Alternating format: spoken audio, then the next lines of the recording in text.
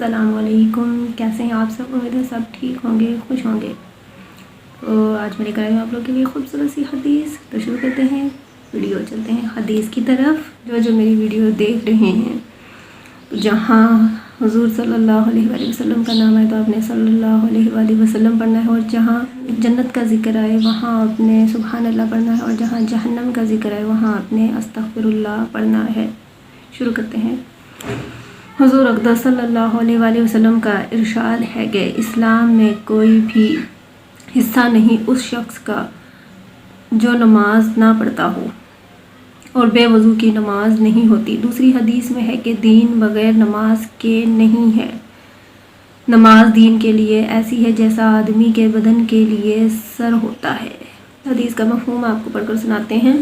جو لوگ نماز نہ پڑھ کر اپنے آپ کو مسلمان کہتے ہیں یا حمیت اسلامی کے لمبے چوڑے دعوے کرتے ہیں، وہ حضور اقدس صلی اللہ علیہ وسلم کے ان ارشادات پر ذرا غور کر لیں، اور جن اسلاف کی کامیابی تک پہنچنے کے خواب دیکھتے ہیں ان کے حالات کی بھی تحقیق کریں کہ وہ دین کو کس مضبوطی سے پکڑے ہوئے تھے، پھر دنیا ان کے قدم کیوں نہ چومتی۔ حضرت عبداللہ بن عباس رضی اللہ عنہ کی آنکھ میں پانی اتر آیا۔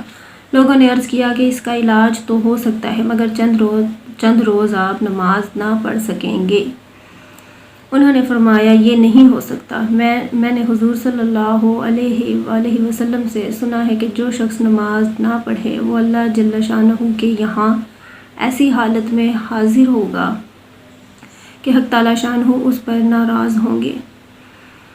ایک حدیث میں آیا ہے کہ لوگوں نے کہا 5 دن لکڑی پر سجدہ کرنا پڑے گا۔ انہوں نے فرمایا کہ 1 رکعت بھی اس طرح نہیں پڑھوں گا۔ عمر بھر بینائی کو صبر کر لینا ان حضرات کے یہاں اس سے سہل تھا کہ نماز چھوڑیں، حالانکہ اس عذر کی وجہ سے نماز کا چھوڑنا جائز بھی تھا۔ حضرت عمر رضی اللہ عنہ کے آخر زمانہ میں جب برچھا مارا گیا تو ہر وقت خون جاری رہتا تھا اور اکثر اوقات غفلت رہتی تھی، حتیٰ کہ اسی غفلت میں وصال بھی ہو گیا۔ مگر بیماری کے ان دنوں میں جب نماز کا وقت ہوتا تو ان کو ہوشیار کیا جاتا اور نماز کی درخواست کی جاتی، اور اسی حالت میں نماز ادا کرتے اور یہ فرماتے کہ ہاں ضرور جو شخص نماز نہ پڑھے اسلام میں اس کا کوئی حصہ نہیں۔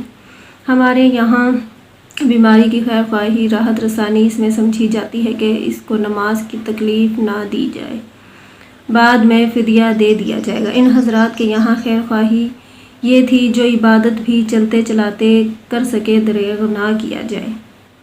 اللہ تعالی ہم سب کو 5 وقت کا نمازی بنائے، نماز پابندی سے ادا کرنے کی توفیق عطا فرمائے، آمین ثم آمین۔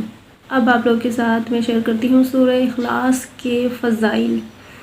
جو شخص روزانہ 200 مرتبہ سورۃ اخلاص پڑھے گا تو اس کے 9 فائدے اسے حاصل ہوں گے۔ پہلا فائدہ یہ ہے کہ اللہ رب العزت 300 دروازے غضب کے بند کرے گا، مثلا دشمنی، قہر، فتنہ وغیرہ۔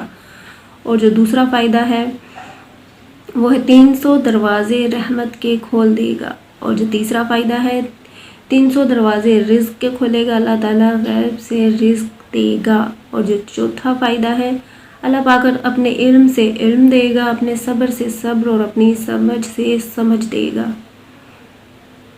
اور 5واں فائدہ اس کا ہے 66 مرتبہ قرآن شریف ختم کرنے کا ثواب دے گا۔ اور 6واں فائدہ جو اس کا ہے 50 سال کے گناہ معاف ہوں گے۔ 7واں فائدہ اللہ پاک جنت میں 20 بنگلے دے گا، یاقوت، مرجان، زمرد کے بنے ہوئے ہوں گے۔ ہر بنگلے میں 70,000 دروازے ہوں گے۔ اس کا جو 8واں فائدہ ہے 20,000 رکعات نفل پڑھنے کا ثواب ملے گا۔ اور جو 9واں فائدہ ہے وہ ہے جب بھی مریں گے تو جنازے میں 1,10,000 فرشتے شمولیت کریں گے۔ ماشاءاللہ سبحان اللہ، کتنے سارے فائدے اور کتنے خوبصورت فائدے ہیں۔ تو آپ لوگ بھی روزانہ 200 مرتبہ سورۃ اخلاص باوضو پڑھنے کا اہتمام کیا کریں۔ اس کے بہت سارے دیکھیں کتنے خوبصورت اس کے فائدے ہیں، تو ضرور آپ لوگ بھی پڑھا کریں۔ اللہ توفیق دے ہم سب کو، آمین ثم آمین۔